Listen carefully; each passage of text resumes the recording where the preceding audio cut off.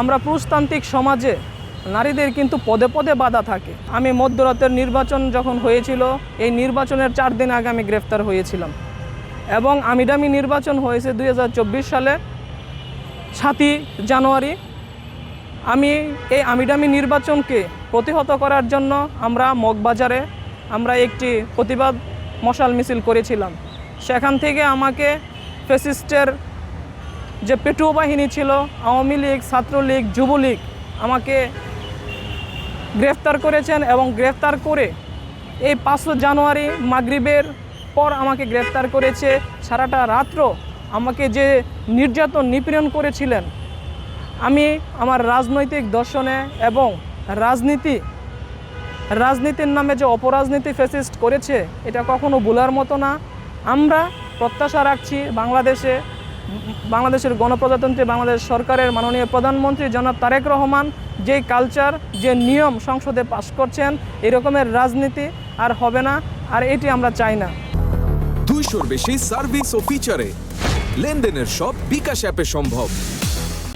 প্রত্যেক রাজনীতিবিদের মাথায় রাখতে হবে, আরেক রাজনীতিবিদের সম্মান শ্রদ্ধা দিয়ে, নিয়মের মধ্যে, সাংবিধানিক অধিকারের মধ্য দিয়ে তাকে সম্মান দিয়ে রাজনীতি করতে হবে। আমরা পুরুষতান্ত্রিক সমাজে নারীদের কিন্তু পদে পদে বাধা থাকে। আমি রাজনৈতিক পরিবারের সন্তান হিসাবে আমি বাধা সম্মুখীন হয়েছি, তারপরেও এটাকে আমি ম্যানেজ করে নিয়ে আমি আমার দলের কর্মসূচি এবং আমার দায়িত্বের জায়গা থেকে আমি দলকে কখনো ফাঁকি দেইনি। আমি প্রোগ্রাম, মিটিং, মিছিল, রাজপথে প্রতিবাদী কণ্ঠস্বর হয়ে আমি রাজপথে অগ্রণী ভাগে থেকে আমি ভূমিকা রেখেছি। নারীদের এই বাধা বিঘ্নতা পার করার জন্য আমি নারী হিসাবে সংসদ সদস্য হতে চাই এবং এই প্রতিবাদ আমি সংসদে গিয়েও করতে চাই। নারীরা যে কোনো কিছু পারবে না, করতে পারবে না, এই বাধাগুলো যেন আমাদের সমাজে, আমাদের রাষ্ট্রে না থাকে। প্রত্যেককেই কে কী হবে এই সুযোগ যেন প্রত্যেকেই পায়, এই অধিকার নিয়ে আমি ইনশাল্লাহ আইন প্রণয়ন করব এবং সংসদে আমি কণ্ঠস্বর হয়ে তাদের পক্ষে কথা বলবো। আমি আপনাকে আগেও বলেছিলাম, এখনও বলি, আমি যেহেতু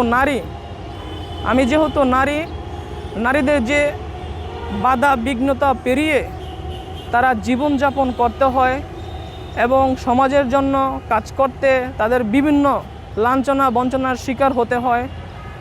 এই পিছিয়ে পড়া নারীদেরকে, শিশুদেরকে কিভাবে শিক্ষিত, মার্জিত, তাদের যে অধিকার, তাদের যে সেফটি সিকিউরিটি সুরক্ষা নিশ্চিত করার জন্য আমি সবসময় আমার জায়গা থেকে আমি সরব থাকব।